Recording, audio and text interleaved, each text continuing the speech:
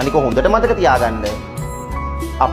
අපිව දාලා ගිය කෙනෙක් ගේ පස්සෙන් ගිහිල්ලා කරදර කරනවා කියලා හිතන්නකො.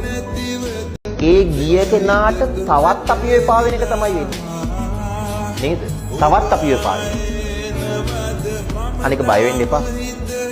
ලා ගිහිල්ලා තව කෙනෙක් එක්ක එකතු වෙලා, තව කෙනෙකුට දුකක් දීලා තව කෙනෙක් එක්ක එකතු වෙලා සතුටින් හිටපු මිනිස්සු මේ ලෝකේ 1000ට එකක්වත් නැහැ.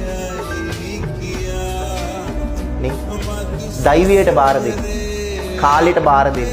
කර්මයට බාර දෙන්න. ඔබේ ජීවිතේ නතර කරපු තැනින් ඉස්සරහට යන්න.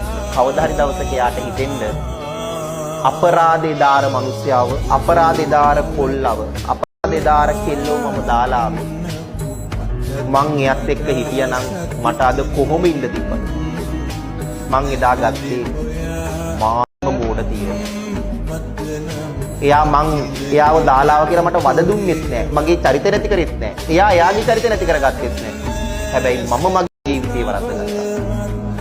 මට මගේ පෞද්ගලික ජීවිතේ එහෙම කියපු ගෑනු ළමෙක් හම්බෙලා තියෙනවා.